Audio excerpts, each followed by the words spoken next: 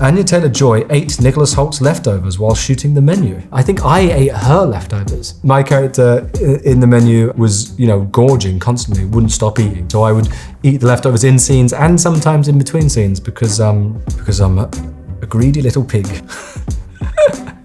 Hello, I'm Nicholas Hoult, and Esquire has asked me to explain a few things. So here we go.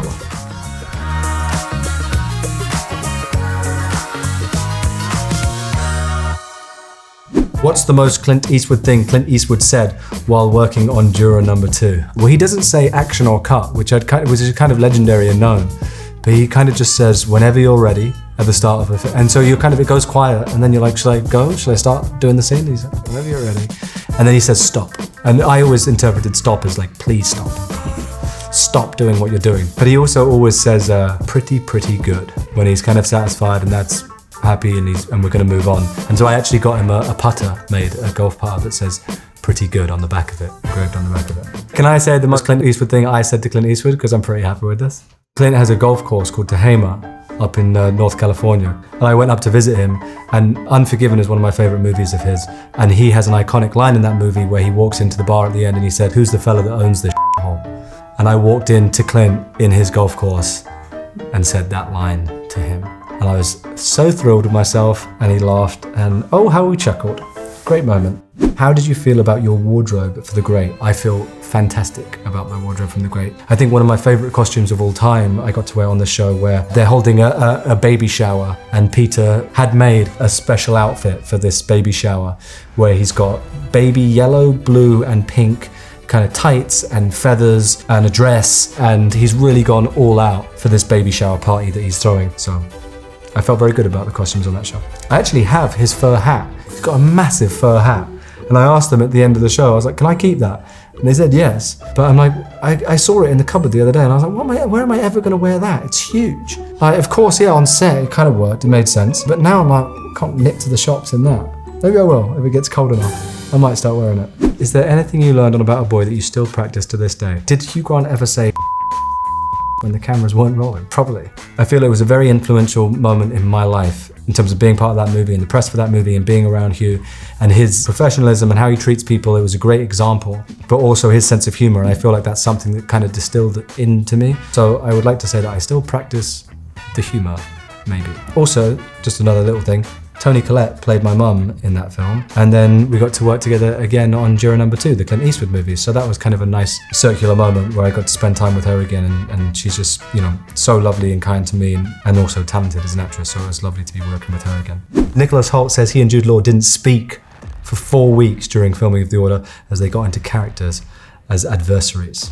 But yeah, we didn't speak because, our characters in the film, The Order, are kind of, adversaries and opposing forces throughout the film. He's an FBI agent who's hunting my character, Bob Matthews, and trying to stop him and his group committing these horrible crimes. And Justin Kurzel, our director, decided that it would be great if we didn't meet. So yeah, for the first 4 weeks of filming, I think it was, I was aware sometimes that Jude would be on set doing a scene when I wasn't, and vice versa. But we never spoke to each other until we met doing our first scene together. And I think that gave both of us this fun sense of adrenaline and built it up to this moment that on screen is kind of hopefully quite dynamic because it's authentic and real what's happening. In The Order, you play a bank robber. If you could get away with a crime in real life, what would you do? The crime of doing something good, I don't know what it would be. I did actually plan a few bank robberies. That was one of the things that Justin Kurzel, our director, gave us manifestos for our characters to work on to kind of understand them better and better. And he wanted me to plan bank robberies. So I would, in my little notebook, draft and kind of plan bank robberies. If anyone needs a plan for one of those, let me know. Do you mind if I spit back?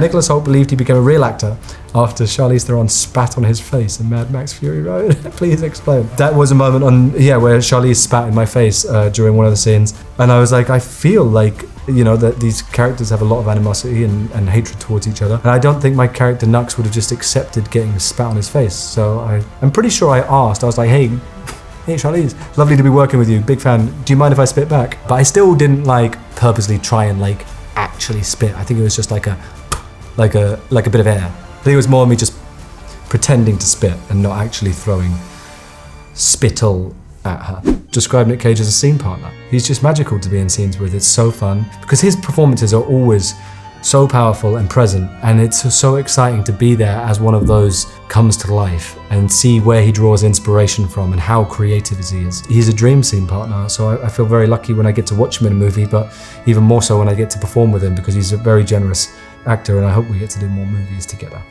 Who were you most excited to work with on X-Men? I mean, you know, front and center of this photo are McAvoy and Fassbender, and those are two actors that I look up to massively. But then also, like, later on in X-Men Days of Future Past, I got to be on set with Hugh Jackman, and that was magic because I grew up, you know, watching the original X-Men movies. So to be walking down, you know, the corridors of Cerebro and then glance over and see Hugh Jackman in the full get-up of Wolverine, that was like a really weird kind of pinch me moment for me, because I was like, well, hang on, this is like 10, 12, 13 years ago or whatever, you were watching these films in these corridors with him, and now you're walking alongside in a scene with him, and this is like a weird dream. But that was obviously a cool moment too. How did you come to be dancing in a Rolling Stones music video? I'm a video vixen. I've always dreamt of being in music videos. The Rolling Stones were looking for an actor to be in their music video, and I kind of asked their producer and manager and everyone when I was there, I was like, how am I here? And they were like, oh, well, you know, Mick said he was a fan of you as an actor, and we showed him you, and he said, yeah, great, that's the guy we want for the video. So I guess Mick Jagger maybe kind of chose me, which feels very cool. That's the story I'm going with anyway. And now on Spotify, if you play that song, my little face pops up.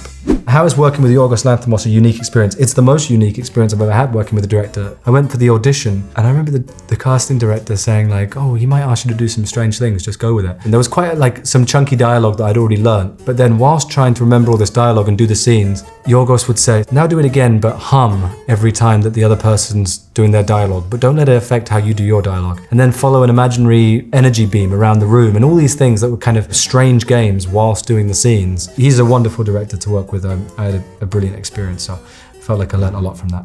How did you prepare for this iconic scene in Skins? I think it's at the very end of the first season, and Tony's been kind of a despicable, horrible character throughout, and then he gets hit by a bus, kind of maybe, you don't want to say deservedly, no one really deserves to get hit by a bus, but he does.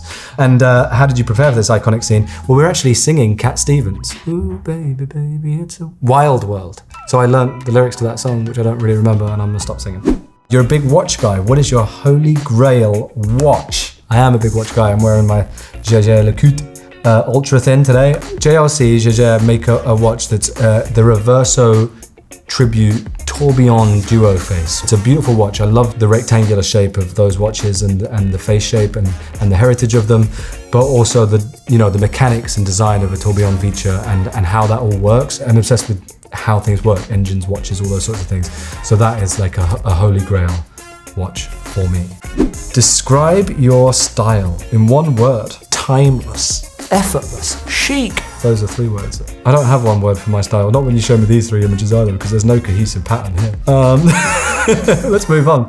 What's your dream race car and where would you want to drive it? I mean, I'd love to do the Le Mans race in a Ferrari, would be beautiful. I'm lucky, I've got to do quite a few of the American tracks now, and I think one of the racetracks I haven't been to here is Daytona. I'd like to do Daytona, and one of the endurance races in one of the Ferrari race cars would be a dream, so hopefully I can continue to develop that skill and they'll allow me to keep racing with them.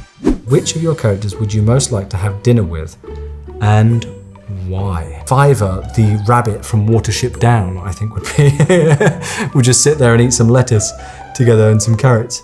It's a weird question. I don't think I want to go for dinner with any of them particularly. What can you tell us about your portrayal of Lex Luthor? How would you rank all the previous Lex Luthor iterations? I will not be ranking any Lex Luthor previous iterations. What can you tell us about your portrayal of Lex Luthor is I can tell you that James Gunn is a wonderful creative to work with. He's so singular in his vision and ideas, and the script that he created and the environment that he created on set was so collaborative and fun, and I think he's just making a very special movie. So as a fan, I'm just excited to see how it all comes together because I think he's a genius. Thanks for watching.